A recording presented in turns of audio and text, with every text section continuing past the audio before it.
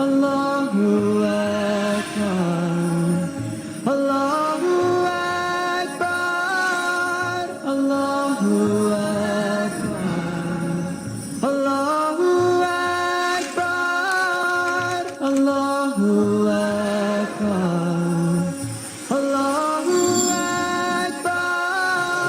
Allahu Akbar, Allahu Akbar, Allahu Akbar, Allahu Akbar. اعوذ باللہ من الشیطان الرجیم، بسم اللہ الرحمن الرحیم۔ قابل احترام حاضرین و ناظرین، السلام علیکم ورحمۃ اللہ وبرکاتہ۔ سورہ یونس جو قرآن مجید کی 10ویں صورت ہے، اس کے آخری حصے میں ہم پہنچ رہے ہیں۔ آج کے ایپیسوڈ میں آپ سب لوگوں کا دلی استقبال۔ آئیے اب ہم آگے بڑھیں۔ اس سے پہلے موسیٰ علیہ السلام اور فرعون کی کشمکش کا ذکر آیا تھا، اور بات وہاں پر مکمل ہوئی تھی کہ فرعون اپنے لاؤ لشکر کے ساتھ غرق کر دیا گیا۔ مرتے وقت اس نے ایمان لانے کا دعویٰ کیا، لیکن اللہ تعالیٰ نے کہا کہ اس وقت ایمان لانا مفید نہیں ہے۔ اس کے بعد ہم نے بنی اسرائیل کو بہت اچھا ٹھکانہ دیا فلسطین میں۔ موسیٰ علیہ السلام وہاں ان کو لے کر گئے اور نہایت عمدہ وسائل زندگی انہیں عطا کیے۔ فلسطین بہت ہی زرخیز علاقہ ہے، وہاں پر بڑی ترقی کی ان لوگوں نے۔ پھر انہوں نے باہم اختلاف نہیں کیا، مگر اس وقت جب کہ علم ان کے پاس آ چکا تھا، لیکن وہ آپسی اختلافات کا شکار ہو گئے بعد میں۔ یقیناً تیرا رب قیامت کے روز ان کے درمیان اس چیز کا فیصلہ کر دے گا جس میں وہ اختلاف کرتے رہے ہیں۔ یہ بات نبی کریم صلی اللہ علیہ وسلم کے پیرووں کو اس لیے بتائی جا رہی ہے کہ اب تمہارا بھی دور عروج شروع ہونے والا ہے۔ جب تم ایک امت بنا دیے جاؤ گے اور مدینے میں تم کو ایک پناہ گاہ میسر آ جائے گی اور ایک اسلامی ریاست قائم ہوگی، اس وقت تمہیں اللہ اور اللہ کے رسول کے احکام کی مخلصانہ پیروی کرنی چاہیے، اور بنی اسرائیل کے سے طور طریقے نہیں اختیار کرنے چاہیے جنہوں نے باہم اختلاف کیا۔ اب اگر تجھے اس ہدایت کی طرف سے کچھ بھی شک ہے جو ہم نے تجھ پر نازل کی ہے، خطاب بظاہر حضور سے ہے، لیکن دراصل جو لوگ شک و شبہ کر رہے ہیں وہ لوگ مخاطب ہیں۔ اب اگر تجھے اس ہدایت کی طرف سے کچھ بھی شک ہو جو ہم نے تجھ پر نازل کی ہے، تو ان لوگوں سے پوچھ لے جو پہلے سے کتاب پڑھ رہے ہیں۔ فی الواقع یہ تیرے پاس حق ہی آیا ہے تیرے رب کی طرف سے، تو شک کرنے والوں میں سے نہ ہو اور ان لوگوں میں نہ شامل ہو جنہوں نے اللہ کی آیات کو جھٹلایا ہے، ورنہ تو نقصان اٹھانے والوں میں سے ہوگا۔ حقیقت یہ ہے کہ جن لوگوں پر تیرے رب کا قول راست آ گیا، چسپاں ہو گیا، ان کے سامنے خواہ کوئی نشانی آ جائے وہ کبھی ایمان لا کر نہیں دیتے جب تک کہ دردناک عذاب سامنے آتا نہ دیکھ لیں۔ کچھ لوگ ایسے ہوتے ہیں جو کٹوجتی میں، ہٹ دھرمی میں، انکار میں اس حد تک آگے بڑھ جاتے ہیں، نہیں لاتے ایمان۔ فرعون کی مثال ابھی ہمارے سامنے گزری، ہر طرح کی نشانیاں آئیں، لیکن ایمان کب لایا؟ جب ڈوب رہا تھا، اس وقت فائدہ نہیں ہوا۔ کچھ لوگ ایسے ہوتے ہیں، بڑے بدترین لوگ ہیں، بدترین خلائق ہیں یہ لوگ۔ پھر کیا اسی کوئی مثال ہے کہ ایک بستی عذاب دیکھ کر ایمان لائی ہو اور اس کا ایمان اس کے لیے نفع بخش ثابت ہوا ہو؟ یونس کی قوم کے سوا ایک ایکسیپشن ایسا رہا ہے۔ یونس علیہ السلام، بائبل میں یوناہ کہا گیا ہے یا جوناہ کہا گیا ہے، ان کا زمانہ تقریباً عیسیٰ علیہ السلام سے تقریباً 850 یا 860-70 سال پہلے کا زمانہ تھا۔ یونس علیہ السلام سے ایک غلطی یہ ہو گئی کہ ابھی اللہ تعالیٰ کی طرف سے ان کو ہجرت کی اجازت نہیں ملی تھی، اور وہ وہاں سے روانہ ہو گئے۔ نینوہ کی ایک بستی تھی، تقریباً 60 مربع میل کا علاقہ تھا، یہ عراق میں تھی یہ جگہ، اور وہ لوگ ابھی مغفرت کی دعائیں کر رہے تھے، یعنی ابھی بات پوری نہیں ہوئی تھی۔ چنانچہ اللہ تعالیٰ نے عذاب کو روک دیا۔ صرف ایک مثال ایسی ہے کہ عذاب آیا، لیکن نبی چونکہ وقت سے پہلے رخصت ہو گیا تھا، اس لیے عذاب نافذ نہیں کیا گیا۔ ورنہ جب کسی قوم کی تباہی کا اور عذاب کا فیصلہ ہوتا ہے تو پھر وہ بچ نہیں سکتی۔ وہ قوم جب ایمان لے آئی تو البتہ ہم نے اس پر سے دنیا کی زندگی میں رسوائی کا عذاب ٹال دیا، اور اس کو ایک مدت تک زندگی سے بہرہ مند ہونے کا موقع دے دیا۔ تقریباً 300-400 سال تک یہ قوم بہرحال آگے بڑھتی رہی، لیکن پھر جب بغاوتیں کی، سرکشیاں کی، کفر کیا، تو آخرکار 612 قبل مسیح یعنی کہ اس یونس علیہ السلام کے تقریباً 200 سال کے بعد ان پہ عذاب اس طریقے سے آیا کہ ایک پڑوس کی مملکت میڈیا، ان لوگوں نے ان پہ حملہ کیا اور سخت مقابلہ کیا۔ ان لوگوں نے دجلہ کی طوفانی لہروں نے فصیل توڑ دی، حملہ آور اندر گھس گئے، پورا شہر جلا کر خاک سیاہ کر دیا، اور جو ان کا بادشاہ تھا، آخری بادشاہ، وہ اپنے محل میں خود آگ لگا کر جل کر مر گیا۔ سوائے یونس علیہ السلام کی قوم کے کسی قوم کو اس طرح مہلت نہیں دی گئی۔ اگر تیرے رب کی مشیت یہ ہوتی کہ زمین میں سب مومن و فرما برداری ہوں تو سارے اہل زمین ایمان لے آتے۔ اللہ تعالیٰ ایسا کر سکتا تھا؟ آزمائش نہیں کرنا چاہتا، سب کو پیدائشی مومن بنا دیتا، نہ نبی کو بھیجنے کی ضرورت پیش آتی، نہ ایمان اور کفر کی کشمکش ہوتی، نہ دلائل دینے کی ضرورت پیش آتی، سب مومن ہو جاتے۔ پھر کیا تو لوگوں کو مجبور کرے گا کہ وہ مومن ہو جائیں؟ اس کا مطلب یہ نہیں ہے کہ حضور زبردستی کر رہے تھے کہ لوگ مومن ہو جائیں۔ یہ بات کہنے کا ایک انداز، یعنی یہ لوگ چاہتے ہیں کہ زبردستی ان کو مومن بنا دیا جائے، وہ تو ہم کرنے والے نہیں ہیں۔ کوئی متنفس اللہ کے اذن کے بغیر ایمان نہیں لا سکتا، یہ تو حقیقت ہے۔ اور اللہ کا طریقہ یہ ہے کہ جو لوگ عقل سے کام نہیں لیتے وہ ان پر گندگی ڈال دیتا ہے۔ جو لوگ عقل سے کام نہیں لیتے، دلائل سے کام نہیں لیتے، سوچتے نہیں، نبی کی بات کو نہیں مانتے، کوئی بات سمجھ میں نہیں آتی، تو اللہ انہیں اس کیفیت مبتلا کرتا ہے کہ وہ بس عذابی کا شکار ہوتے ہیں، جیسے پھر ان کا واقعہ ہوا۔ ان سے کہو زمین اور آسمانوں میں جو کچھ ہے اسے آنکھیں کھول کر دیکھو، سمجھنے کے لیے، جاننے کے لیے اس سے زیادہ بڑے دلائل کی ضرورت نہیں ہے۔ زمین اور آسمانوں میں جو کچھ ہے اسے آنکھیں کھول کر دیکھو۔ جو لوگ ایمان لانا ہی نہیں چاہتے ان کے لیے نشانیاں اور تنبیہیں آخر کیا مفید ہو سکتی ہیں، طے کر لیا ہے۔ اور یہ انسانوں کی، کچھ لوگوں کی بہت بڑی بدقسمتی ہے، کسی بات کو نہیں مانتے ہو۔ فرعون کی مثال دیکھیے، موسیٰ علیہ السلام اسی کے دربار میں پلے بڑے تھے، ایک عظیم تبدیلی ان کے پاس آئی، ان کے پاس ایسے معجزے تھے، مکے کے لوگ معجزوں اور نشانیوں کا مطالبہ کر رہے تھے، موسیٰ علیہ السلام کے پاس کھلے ہوئے دلائل تھے۔ معمولی سی لاٹھی زمین پر ڈالا، اژدہا بن گیا، ہاتھ نکالا، سورج کی طرح چمک، دیکھ نہیں سکتا تھا کوئی آدمی۔ پھر ان کی دعا سے عذاب آنے لگے، ہر جگہ مینڈک ہی مینڈک، گھر میں، اندر باہر، ادھر ادھر جوئیں ہیں، پورا پانی خون بن گیا۔ اس طرح کی چیزیں دیکھی، پھر بھی نہیں مانا ان لوگوں نے۔ جو لوگ ایمان لانا ہی نہیں چاہتے ان کے لیے نشانیاں اور تنبیہ ہیں، وارننگز آخر کیا مفید ہو سکتی ہیں۔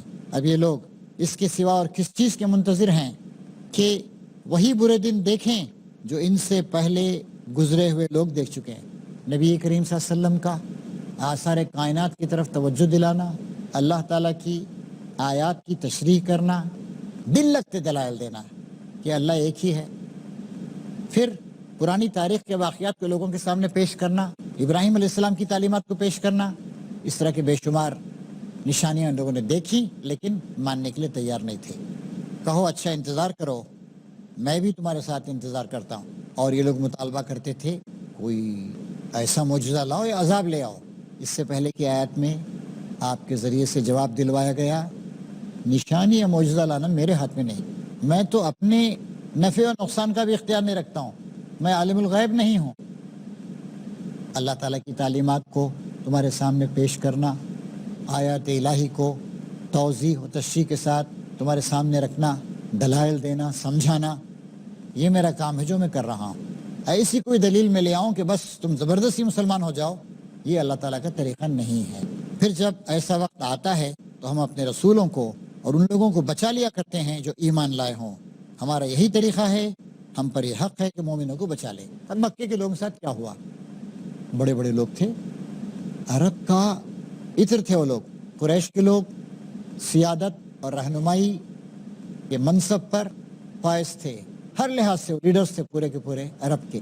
لیکن جب انکار کیا اور نبی کریم صلی اللہ علیہ وسلم کو مکے سے مدینہ ہجرت کرنے پہ مجبور کیا، اس کے صرف سال ڈیڑھ سال کے بعد جنگ بدر میں ان کے جتنے بڑے بڑے لیڈر تھے، عتبہ، شیبہ، سارے کے سارے بڑے لیڈر ان سب کے قتل کر دیے گئے۔ اس طرح کا جنگ عذاب نہیں آیا، پانی کا عذاب، دھماکے کا عذاب، لیکن یہ عذاب تھا ان کے لیے۔ پھر ایک کوشش کی انہوں نے، اس کی 1 سال 13 مہینے کے بعد احد میں اس میں بھی اللہ تعالیٰ نے ایسی کیفیت پیدا کرتی کہ جیتی ہوئی بازی کو چھوڑ کے چلے گئے وہ لوگ. اس کا کوئی ایکسپلینیشن نہیں ہے کہ جب خالد بن ولید نے پیچھے سے آ کر پلٹ کے حملہ کیا اور 70 صحابہ کرام کی قیمتی جانیں گئیں، جنگ لڑ سکتے تھے مکے کے لوگ، نہیں چلے گئے، واپس چلے گئے ودرا کر. اس طریقے سے اللہ تعالیٰ نے ویسا کوئی جنرل عذاب نہیں بھیجا قریش پر، لیکن ان کے سارے جو بڑے لوگ تھے ان سب کو اللہ تعالیٰ نے ختم کر دیا. دنیا میں ایسا بھی ہوتا ہے، بڑے بڑے لیڈرز، تاریخ اپنے آپ کو دہراتی، اللہ سزائیں بھی دیتا ہے. جیسے 6 صدی ہجری میں حضور کے تقریباً 600 سال کے بعد جب مسلمانوں میں طرح طرح کی خرابیاں آ گئیں، چنگیزیوں کو بھیجا وہاں سے. ایک بہت ہی پسماندہ قوم صحرائے گوبی میں پروان چڑھنے والی تاتاری، وہ آئے اور تہس نہس کر دیا انہوں نے. بنی اسرائیل پر بھی اس طرح کی مختلف آزمائشیں، عذاب آتے رہے ہیں، ہم پر بھی آتے رہے ہیں. انڈیویجولز کے ساتھ بھی ایسا ہوتا ہے، گروپس کے ساتھ بھی ایسا ہوتا ہے، اور پوری امتوں کے ساتھ بھی ایسا ہوتا ہے. اللہ تعالیٰ کبھی ظلم نہیں کرتا اپنے بندوں پر. اللہ تعالیٰ تنبیہات پہ تنبیہ بھیجتا ہے، سنبھلنے کا موقع دیتا ہے، لیکن آخرکار مہلت عمل کبھی نہ کبھی افراد کی بھی، گروہوں کی بھی، امتوں کی بھی ختم ہوتی. اس وقت ہمارے پاس ایک وقت ہے بریک کا. بریک کے بعد انشاءاللہ ہم سورہ یونس کی توضیح و تشریح کا کام جاری رکھیں گے. تب تک کے لیے ہمیں اجازت دیجیے.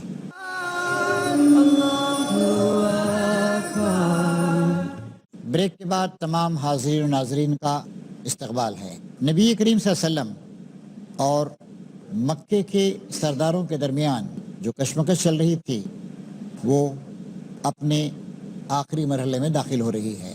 چنانچہ آپ دیکھیں گے کہ اس میں اب جو آیتیں ہمارے پاس ہیں اس میں تنبیہ بھی کی گئی ان لوگوں کو. تو تنبیہ کرنے کے ساتھ ساتھ بتایا گیا ہے اے نبی تم اور تمہارے مخلص پیرو اسلام پہ جمے رہیں، ان کے ساتھ کوئی کمپرومائز کرنے کا سوال نہیں ہے. اے نبی کہہ دو لوگو اگر تم ابھی تک میرے دین کے متعلق کسی شک میں ہو تو سن لو کہ تم اللہ کے سوا جن کی بندگی کرتے ہو میں ان کی بندگی نہیں کرتا، بلکہ صرف اسی خدا کی بندگی کرتا ہوں جس کے قبضے میں تمہاری موت ہے. طرح طرح کے آفرز دیے تھے ان لوگوں نے. کچھ ہم آپ کی بات مان لیں، کچھ ہماری بات مان لیجئے. قل یا ایھا الکافرون، اس صورت کو آپ اکثر پڑھتے رہتے ہیں. میں ان کی بندگی نہیں کرتا جن کی بندگی تم کرتے ہو، اور میں جس کی بندگی کرتا ہوں تم اس کی بندگی نہیں کرتے ہو، تم شرک کا شکار ہو، اور میں اس کی بندگی ہرگز نہیں کروں گا جس کی تم بندگی کرتے ہو، اور مجھے معلوم ہے کہ تم بھی اس کی بندگی کے لیے تیار نہیں ہو جس کی میں بندگی کرتا ہوں. لکم دینکم ولی دین، تمہارے لیے تمہارا دین، میرے لیے میرا دین. اسی انداز میں یہاں کہا جا رہا ہے اے نبی کہہ دو کہ لوگو اگر تم ابھی تک میرے دین کے متعلق کسی شک میں ہو تو سن لو کہ تم اللہ کے سوا جن کی بندگی کرتے ہو میں ان کی بندگی نہیں کرتا، اسی خدا کی بندگی کرتا ہوں جس کے قبضے میں میری موت. یہ حضور کی طرف سے بھی اور آپ کے مخلص پیروں کی طرف سے بھی ہے. نبی بھی کہہ رہا ہے، اس کے پیروں بھی اس بات کو کہہ رہے ہیں. مجھے حکم دیا گیا ہے کہ میں ایمان لانے والوں میں سے ہوں، اور مجھ سے فرمایا گیا ہے کہ تو یکسو ہو کر اپنے آپ کو ٹھیک ٹھیک اس دین پر قائم کر دے. وَأَنْ أَقِمْ وَجْهَكَ لِلدِّينِ حَنِيفًا وَلَا تَكُونَنَّ مِنَ الْمُشْرِكِينَ. مجھے حکم دیا گیا ہے کیا کہ تو یکسو ہو کر، حنیف کے معنی ہوتے یکسو، ایک طرف، ون سائیڈڈ، اور کسی کا نہیں، بس صرف خدا کا. ابراہیم علیہ السلام کے لیے بھی حنیف کا لفظ استعمال کیا گیا، یکسو. انی وجہت وجہی للذی فطر السماوات والارض حنیفا وما انا من المشرکین. میں نے سب کی طرف سے اپنے رخ کو موڑ کر، اپنا رخ یعنی رخ حیات، زندگی کا رخ اس کی طرف کر لیا ہے جس نے آسمان و زمین کو بنایا. حنیف ہوں، میں حنیف ہوں، یکسو ہوں، ون سائیڈڈ ہوں. وما انا من المشرکین، اور میں مشرکوں میں سے ہرگز نہیں. مشرک طرح طرح کے، ہزاروں قسم کے، آج بھی شرک کی ہزاروں قسمیں. 33 کروڑ دیوی دیوتاؤں کی بات کرنے والے لوگ آج بھی موجود ہیں اس سائنسی دور میں، انلائٹنمنٹ کے دور میں، علم کے دور میں، ریسرچ کے دور میں. میں ان میں سے کسی سے میرا کوئی تعلق نہیں، اور مجھے حکم دیا گیا ہے کہ اپنے آپ کو اس دین پر قائم کر دے اور ہرگز مشرکوں میں سے نہ ہو. ہر طرح کے شرک سے میں بچوں گا، میرے پیرو بچیں گے. نہ اللہ تعالیٰ کی ذات میں، نہ اس کی صفات میں، نہ اس کے حقوق میں، نہ اس کے اختیارات میں کوئی شرک کروں گا.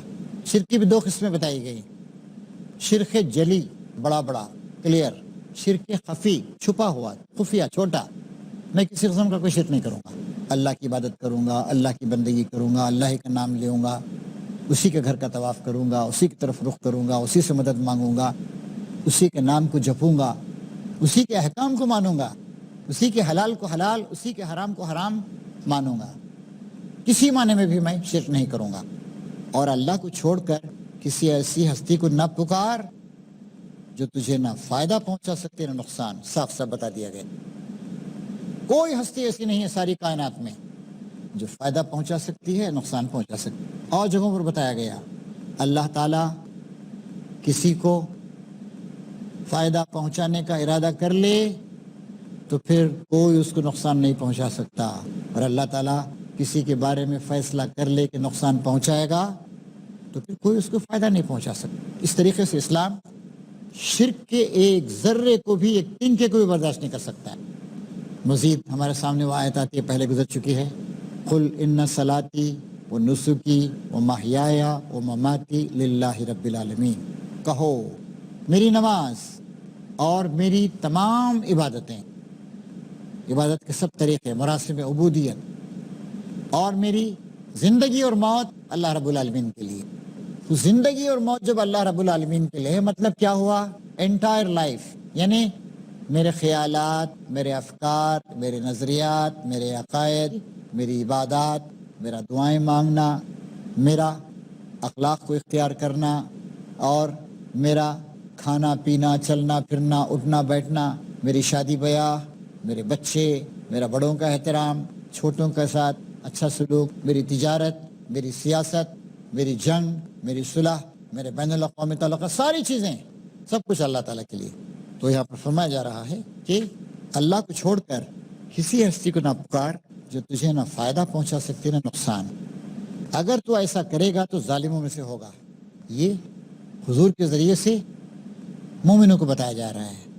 اگر اللہ تجھے کسی مصیبت میں ڈالے تو خود اس کے سوا کوئی نہیں جو اس مصیبت کو ٹال دے، اور اگر وہ تیرے حق میں کسی بھلائی کا ارادہ کرے تو اس کے فضل کو پھیرنے والا بھی کوئی نہیں ہے۔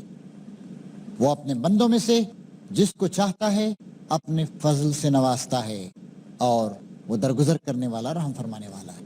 اللہ بڑا نوازنے والا ہے، جس کو چاہتا ہے اپنے فضل سے نوازے گا، جس کو چاہے گا ہدایت دے گا۔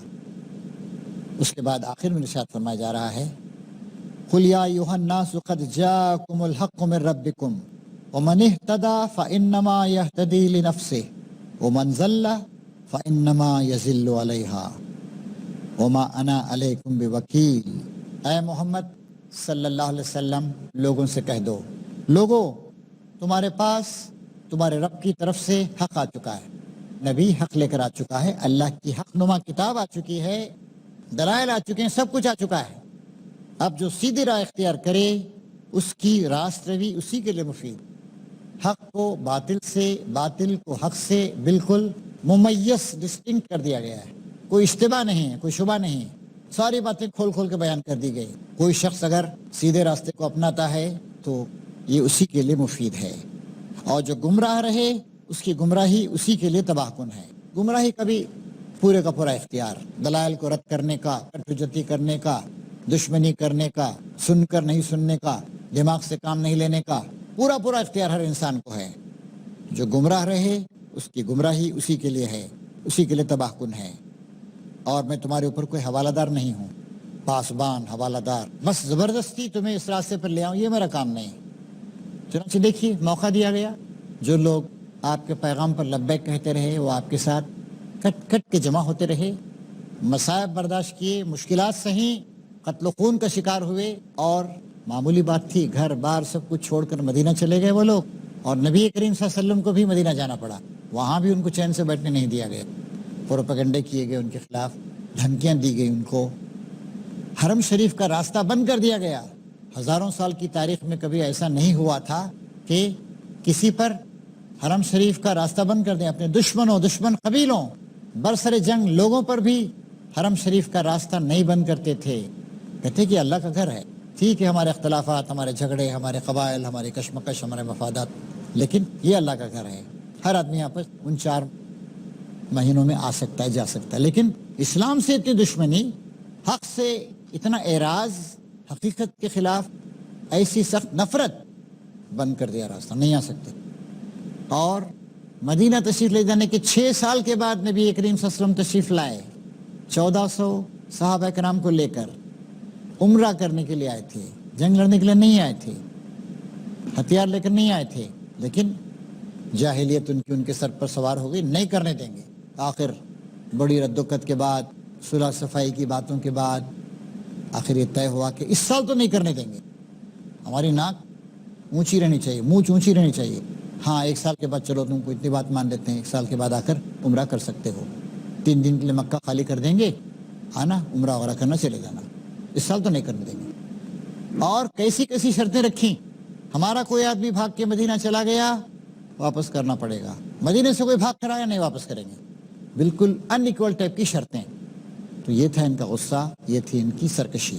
तो बात वाज़े कर दी गई है, फरमाया जा रहा है अल्लाह ताला की तरफ से, बता दो कि मैं कोई ज़बरदस्ती तुम्हें दीन हक़ की तरफ लाने वाला नहीं हूँ, और ए नबी तुम उस हिदायत की पैरवी किए जाओ जो तुम्हारे तरफ बज़रिए वही भेजी जा रही है। वत्तबी मा यूहा इलैका वस्बिर हत्ता यहकुम अल्लाह व हुवा खैरुल हाकिमीन। ए नबी तुम उस हिदायत की पैरवी किए जाओ जो तुम्हारी तरफ बज़रिए वही भेजी जा रही है, सब्र करो यहाँ तक कि अल्लाह फैसला कर दे, और वही बेहतरीन फैसला करने वाला है। इस तरीके से सूरत यहाँ पर ख़त्म होती है। ख़ासकर जो आखिरी आयत हैं उनमें हम मुत्तबईन इस्लाम पैरवान मोहम्मद सल्लल्लाहु अलैहि वसल्लम के लिए एक सबक है।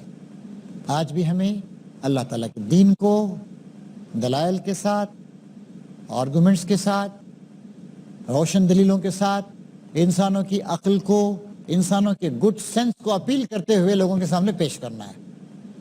आज पूरी दुनिया ग्लोबल विलेज बन गई। आज SMS के ज़रिए हज़ारों अफराद तक आप पहुँच सकते हैं, ईमेल के ज़रिए हज़ारों अफराद तक आप पहुँच सकते हैं। आज ट्विटर है, जीमेल है, वगैरह वगैरह, फेसबुक है। फेसबुक से फ़ायदा उठाने वालों की तादाद 80 करोड़ से भी ज़्यादा हो चुकी है। सेल फोन जिन लोगों के पास हैं, 700 करोड़ इंसानों में से तकरीबन 400 करोड़ लोगों के पास या उससे भी ज़्यादा सेल फोन्स हैं। हिंदुस्तान की आबादी 123 करोड़ है, तो यहाँ पर सेल फोन्स की तादाद 90 करोड़ हो गई। तो इस तरीके से आज दुनिया में बड़े मौक़े हैं, और ये आयत आज भी हमें रोशनी अता करती है कि उस हिदायत की पैरवी किए जाओ जो तुम्हारी तरफ बज़रिए वही भेजी जा रही है। सब्र करो, जमे रहो दीन की राह पर, यहाँ तक कि अल्लाह फैसला कर दे, वही बेहतरीन फैसला फरमाने वाला है। आइए हम सब तय करें कि इंशाअल्लाह हम इस्लाम का पैगाम लोगों तक पहुँचाते रहेंगे और सब्र करेंगे यहाँ तक कि हक़ वाज़े हो जाए, हक़ कामयाब हो जाए। वाखिरु दावाना अनिल हम्दुलिल्लाहि रब्बिल आलमीन। Allahu Akbar, Allahu Akbar, Allahu Akbar, Allahu Akbar, Allahu Akbar, Allahu Akbar.